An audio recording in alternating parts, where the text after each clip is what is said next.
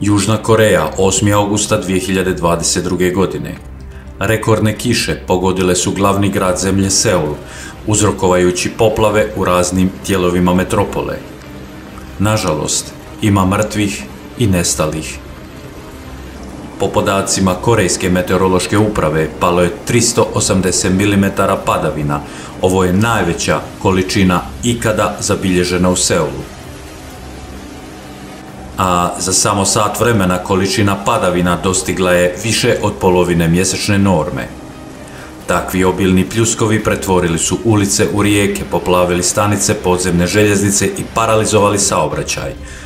Ljudi su morali da prelaze ulice skoro do struka u vodi, a ponekad i plivajući, dok su drugi zaglavili u zgradama ili su bili blokirani u automobilima.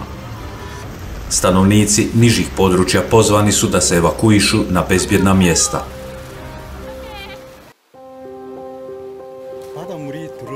Situacija se pogoršala zbog istovremenog ispuštanja morske vode i kišne sezone. Vreće s pijeskom su bile nagomilane kako bi se spriječilo infiltriranje kišnice, ali to se pokazalo beskorisnim. Sada su potpuno zaključani i ne mogu se vratiti kući. Vidio sam svoje prijatelje zaključane u autobusu, a neki moji drugari su i dalje zaključani u studentskom kafiću i nema načina da izađu.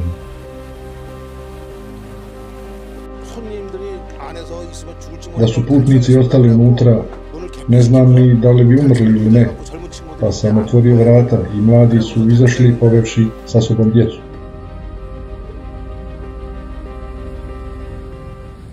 Sada je sve jasniji trend pogoršanja posljedica uzrokovanim klimatskim promjenama. U nekim regijama ljudi pate od abnormalnih padavina, u drugim od posljedica ekstremnih suša ili drugih vrsta prirodnih katastrofa. Stoga je ključno koristiti interdisciplinarni pristup cijele naučne zajednice za proučavanje uzroka onoga što se dešava sa klimom i implementaciju tehnologija koje će pomoći u spašavanju života ljudi i života naše planete. Više možete saznati na globalnom forumu Globalna kriza, mi smo ljudi, želimo da živimo, koji se održao 7. maja 2022. godine.